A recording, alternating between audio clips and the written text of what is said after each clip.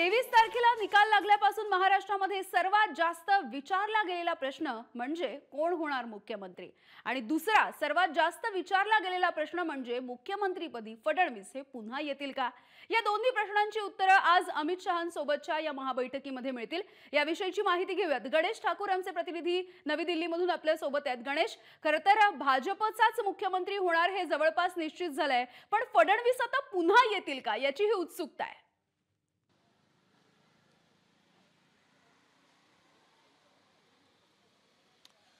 बरोबर यामिनी, आणि ह्या प्रश्नाचं उत्तर आज रात्रीच्या बैठकीनंतर महाराष्ट्रात गेल्यावर मिळेल। मी आता अमित शहा यांच्या निवासस्थानी आहे, कृष्णा मेनन मार्गवरती, आणि आत्ता काही वेळापूर्वी जे आपले व्हिज्युअल्स प्ले आपण केले तर तिथं त्या व्हिज्युअलमध्ये दिसत आहेत की जे पी नड्डा भाजपचे राष्ट्रीय अध्यक्ष इथं अमित शहा यांच्या निवासस्थानी पोहोचले आणि त्यांच्यासोबत तिन्ही नेते भेटणार आहेत, चर्चा करणार आहेत।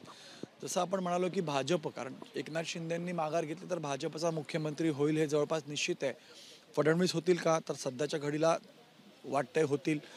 दुसरी गोष्ट अशी आहे की एकनाथ शिंदेने परवा जी प्रेस कॉन्फरन्स घेऊन खूप कॅल्क्युलेटिव्हली आणि एकदम स्मार्ट मूव्ह केलेली आहे। त्याचं कारण असं की एकनाथ शिंदेने सगळं काही आता दिल्लीत भाजपच्या पक्षश्रेष्ठींकडे सुपूर्त केलेलं आहे की मी माझं काम केलं, आता तुमच्यावर आहे, तुम्ही जो निर्णय घ्याल तो मला मान्य असेल।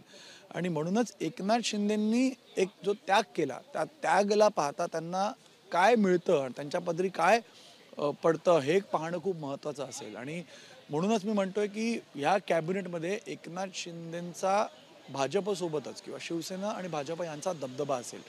दोन कारणं आहेत, स्थानिक स्वराज्य संस्थांच्या निवडणुका आहेत, त्यासोबतच भाजप एक मेसेज देऊ इच्छितं की आम्ही आमच्या सोबतच्या मित्रपक्षांवरती अन्याय होऊ देत नाही।